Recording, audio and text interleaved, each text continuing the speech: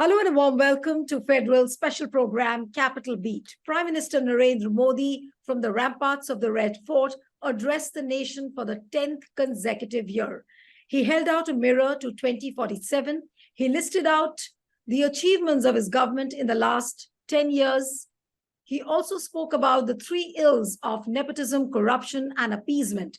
He also pointed out towards the trifecta of democracy, diversity, and demography. But how would you rate Prime Minister Narendra Modi's speech? It was a 90 minutes long speech where opposition says it was less of substance and more of lies, exaggeration, and distortion. I'm going to talk to Mr. Sudheendra Kulkarni, a very special guest for us, who's been associated with former Prime Minister Atal Bihari Vajpayee and L.K. Advani. He's a political commentator and author as well. Thank you so much, Mr. Kulkarni, for joining on the Federal. And my first question to you, sir, really is, you must have heard Prime Minister Narendra Modi's speech yesterday. And I also read your article, which you have written today. What are your first thoughts on the speech, sir? The fact that Prime Minister addressed the nation for the 10th time from the ramparts of Red Fort is a very special occasion for him, because he's only the fourth Prime Minister to do so. The longest serving Prime Minister is, of course, Nehru, then Indira Gandhi. Then we also have Dr. Manmohan Singh, who addressed the nation 10 times, and now Narendra Modi ji. But in many ways, Modi ji's speech yesterday was of a very different kind, consistent with his personality and his politics. It was more of an election speech or a pre-election speech than addressed to the nation on a solemn occasion that Independence Day is. Independence Day is an occasion for the Prime Minister to address the nation as the leader of the entire nation, and not just as the leader of a particular party. Of course, being the head of the government, he is entitled to list the achievements, the initiatives of the government. But more than the initiatives of the government, he has to speak as the father figure for the entire nation and bring the nation together. You rightly pointed out that he counted diversity, democracy, and demography as the three strengths of India. Now, today, diversity is under threat, democracy is under threat, and there was no reassurance from the Prime Minister that we are becoming a more democratic nation. We are becoming a nation that respects diversity. So he was actually playing to his own constituency, and that was very clear in his declaration that he is going to come back to address the nation next year as the Prime Minister. So he was in some ways predicting the outcome of the 2024 parliamentary elections. Now, Mr. Kulkarni, did you find this unbecoming of a Prime Minister who says that he already knows the mandate of next year? He's going to return to the Red Fort to unfurl the flag. Was this really unbecoming of a Prime Minister? See, it is not unbecoming if he had made such a claim at a BJP rally. He is quite entitled to do so. But on the ramparts of Red Fort, on the nation's Independence Day, it is certainly unbecoming, because this is not a occasion, and this is not a platform to make a campaign speech. It is like President Joe Biden using the 4th July occasion. You know, 4th July is the Independence Day for the United States of America. Right. If Joe Biden were to use the platform of 4th July to say that he's going to come back as the president of the United States for the second time in next year's presidential election, of course, the people of the United States would not like it. And such a claim is not really made by any truly democratic, the leader of any truly democratic nation. But So Mr. in this Kulkarni, sense, it was unbecoming. you mentioned about United States, but if you talk about the developed democracies, would they find this statement by the Prime Minister laughable, really? You know, they certainly would be amused to find that a country that is projecting itself as the mother of democracy using the G20 platform. You know that the forthcoming summit of G20, of course, it's a matter of pride for India. And everywhere, the way India is projecting itself is that we are a mother of democracy.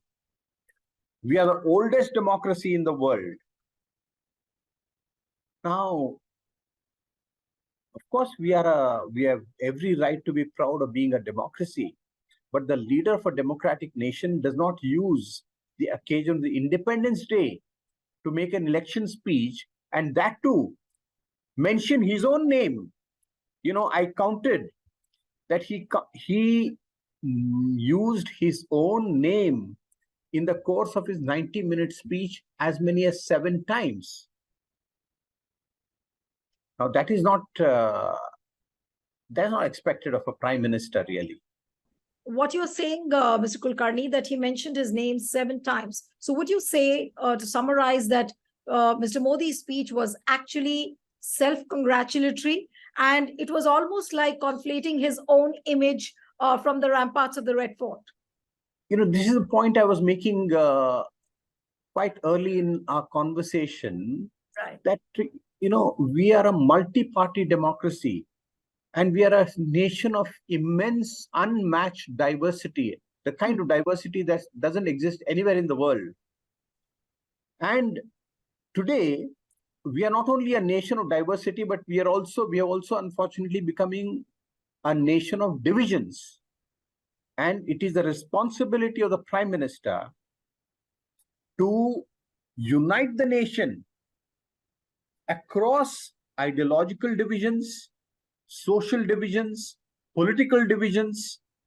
After all, how did we get independence 76 years ago? Our long and truly difficult freedom struggle was won because the great leaders of the freedom movement, they united the nation. They united people of all castes and creeds. They also united people of different political and ideological persuasions and beliefs. Let me give an example. Mahatma Gandhi, the father of the nation and the greatest leader of our freedom movement, of course, he, in one sense, he belonged to the Congress party. It was not really a political party of the kind that exists today. But Congress was an organization that led the freedom movement, but he made it a point that even those who opposed the Congress and even those who opposed him personally were also included in the first government that came into being after independence. The first government had Dr. Babasaheb Ambedkar as the law minister.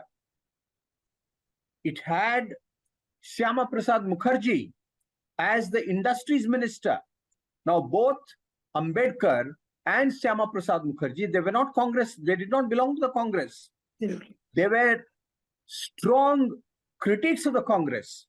In fact, Dr. Ambedkar was a lifelong critic of Gandhiji. And yet, at Gandhiji's instance, he was made the chairman of the drafting committee of the Constituent Assembly that prepared the draft of the Constitution. And subsequently, he was also made the law minister, even though he had no he had no MPs belonging to his party in parliament. Right. But Mahatma Gandhi said that the new government after independence should truly reflect the diversity of India. Now, where has that concept of diversity gone? The Prime Minister talks of diversity, but where is diversity? Absolutely. So what you're saying, Mr. Kulkarni, that diversity was missing, the unity pitch apparently also did not resonate well from the Prime Minister's speech. But what I want to ask you is, and what we really found, that he mentioned, or he rather addressed the citizens of the country as parivarjan yesterday, and he used this word a number of times during the 90-minute speech he made. What does it reflect of Prime Minister Narendra Modi? Does he feel more insecure? And that is why he starts addressing the people or the citizens of the country as parivarjan, that look, I have done so much and now I'm your family member. What is the psyche behind using the word parivarjan? Because it looks like a slight divergence, because normally he says bhaiyo or behno, mitro, and this time he addressed them as parivarjan. Yes, No, Mr. Kul. I don't take any objection to the use of the word parivarjan. In fact, parivarjan is a lofty idea, and the Prime Minister should actually consider the people of India as his parivar, as his family, and himself as the head of the family. The head of the family does not make any discrimination among members of the family. He cares for all, and he cares especially for those who are made insecure, who are made victims of a hate campaign and hate crimes. As head of the family, as head of the parivar, it is the responsibility of the Prime Minister to use his authority, and he has enormous authority as the Prime Minister of India, to say that certain crimes, whether verbal or violent, are not to be tolerated. No, but while it's a good thing. But Mr. Kulkarni, while he does try to send out a message that, look, he's part of everyone's family in the country, but he doesn't project himself as a family head or a fatherly figure would do in a family. So there is a difference between what he says and what he does in actuality. Yeah, the point is that take the case of Manipur.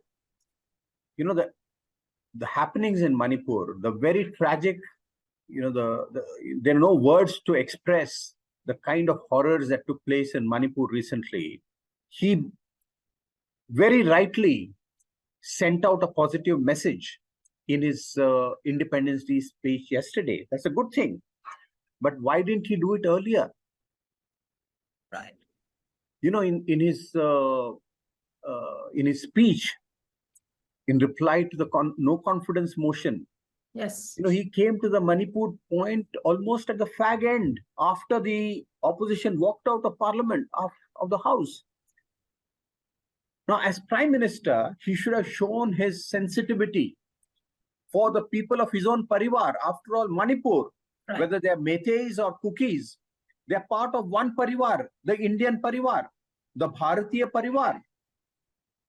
Now, had he spoken out when the violence was actually at its peak, the people would have understood that here is a Prime Minister whose heart really goes out to those who are victims of hate and violence.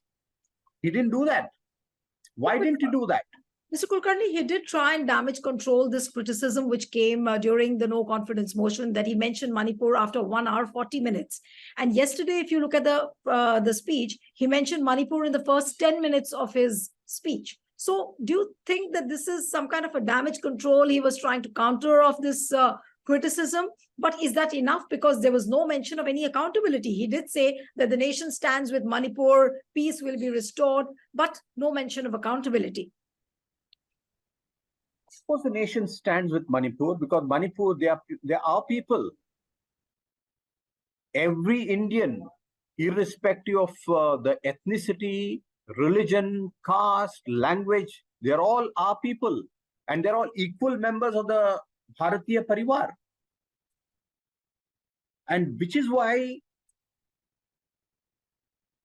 even among the supporters of the BJP, They may not speak out publicly, but many of them are both sad that the Prime Minister did not reach out to the people of Manipur much earlier. Now, Manipur is just one example, of course, the glaring example. But across the country, there are so many hate crimes taking place. And he didn't make a mention of that, not even Haryana. Yeah, that's you see, this is why there is an attempt by the ruling party to consolidate its own vote bank. Yesterday he said appeasement is one of the three ills of the great nation. Obstacles to India's development: appeasement, dynasticism, and corruption. Of course, appeasement is to be condemned. And certain political parties that call themselves secular, they did practice, and they perhaps even now continuing to practice Muslim appeasement. That kind of Muslim appeasement has not benefited Muslims. It has not benefited the nation. But look at the BJP. Isn't it practicing Hindu appeasement? Isn't it consolidating Hindu vote bank? Right. Absolutely. That's an important point. In fact, I was about to ask you, he also mentioned about 1,000 years of enslavement. And of course, pointing out to the colonial and the Mughal rule. What was the message? What was the underlining message? Is there a message again for the Muslim community that he says that 1,000 years of slavery was there, and now it's time for the nation to face the future for the next 1,000 years? He did not use the word colonial. In fact, anyone who listened to that speech, anyone who reads the speech now, might think that India gained independence in 1947, not from British colonialism, but enslavement that happened some 1,200 years ago. The Prime Minister dwelt on the foreign invasions. He did not use the word Muslim, but these were invasions by Muslim invaders. Now he thinks that India's enslavement, Gulami, started then. And he did not mention British imperialism that enslaved India.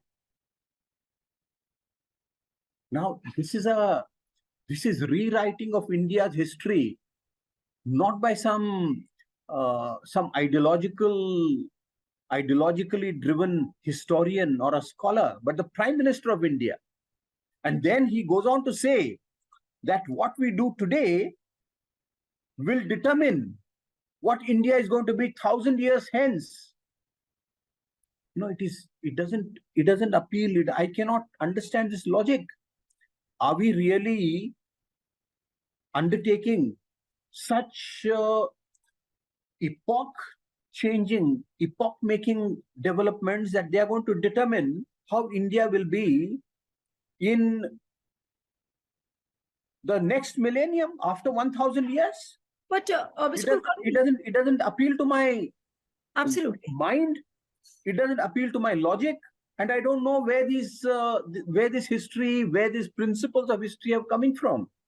But why do you think he's making such long goalposts of 2047, then another 1,000 years? Is it because he doesn't have really anything concrete now to tell the people? Modi, many people say, has become so repetitive. It's almost like Jumla Bazi. Every second sentence he says has been heard previously. So is he making such long goalposts because he really has nothing new to say? No. Here I differ with those who think so, because we must make a distinction between the goalpost of 2047, and we should make a difference, which is very different from a goalpost that comes 1,000 years hence. 2047, which marks the completion of 100 years of India's independence, is a momentous occasion, is a historic occasion. And all of us, especially the young generation, should know that when we complete 100 years as a free nation, we should be truly and in all positive ways a developed nation. So Prime Minister Modi, I give credit to him for focusing the nation's attention on what is now called Amrit Kal. That after Amrit Mahotsav Azadi, we are now heading towards the centenary. And we should always be long-sighted in our development goals. What kind of India should we build 25 years from now? And how do we prepare ourselves for this? And the only way we can prepare ourselves for this is by uniting the nation. A very strong unity which brings together the constructive energies of 1.42 billion people. That will bring about a miraculous transformation. But Mr. Kulkarni, it will certainly bring a miraculous change. But there is a difference between the cup and the lips when the Prime Minister says that, look, here is a goalpost which is for the next 25 years or maybe the next 1,000 years. But the efforts which are required to unite the nation, those efforts are missing. How to unite the social fabric? That narrative is completely missing. There are no answers to that. There are two different things. First of all, as a nation, we must have a common goal for 2047. And this is why, even the opposition, taking its opposition to an extreme point, is doing a disservice to itself and to India's democracy. For example, the president of the Congress party not attending the Independence Day celebration at Red Fort yesterday was a wrong thing. Mallikarjun Kharge should have attended, and the reason he gave for not attending are untenable.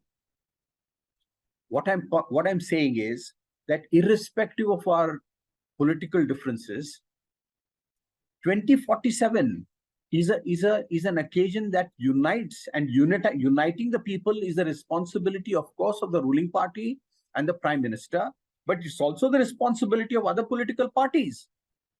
And as a nation, setting aside our other differences, what kind of India we want to build in 2047? What are our development goals? What are our international responsibilities? How do we make our greatest contribution to world peace, to a world of cooperation? On these issues, there should be more and more conversation and consensus. Let me give you an example. Our neighbor, this is a very important example. I must mention this in this conversation.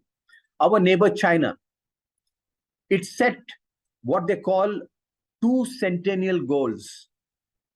The first centenary was, of course, the centenary of the ruling party, that's the Communist Party of China, which was in 2021, which they celebrated 2 years ago.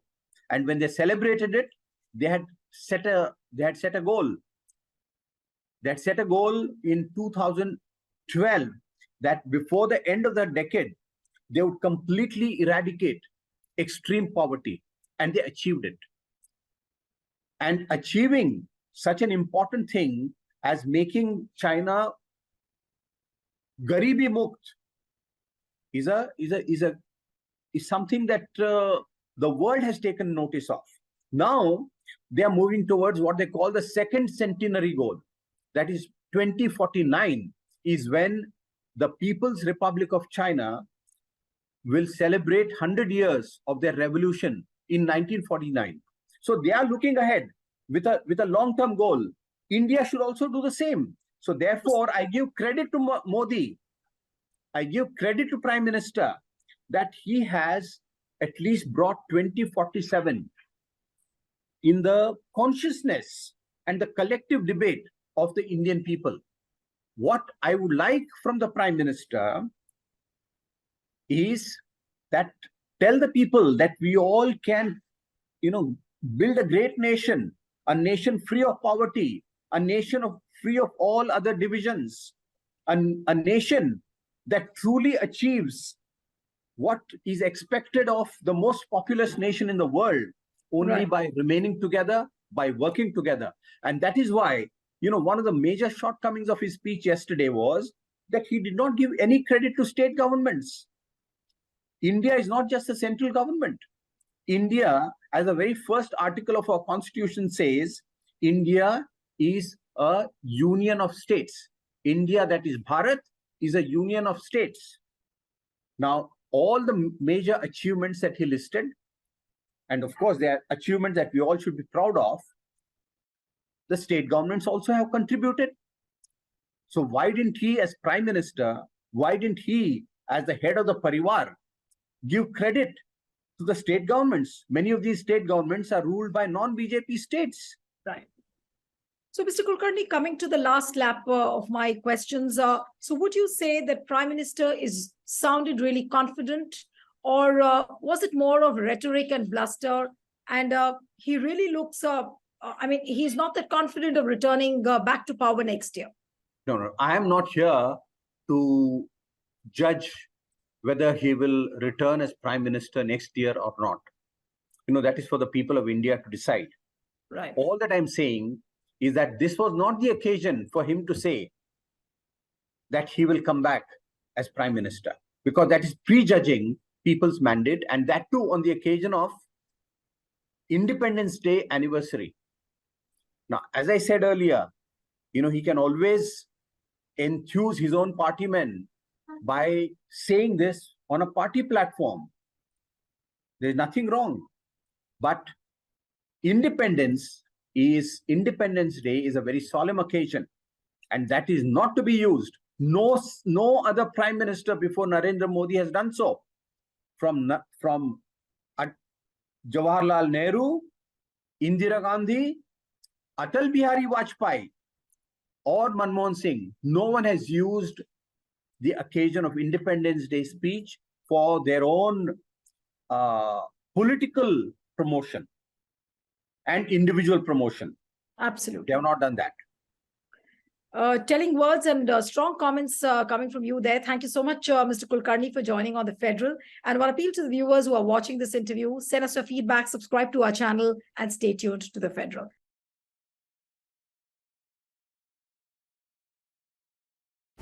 Subscribe to The Federal's YouTube page for more news and updates.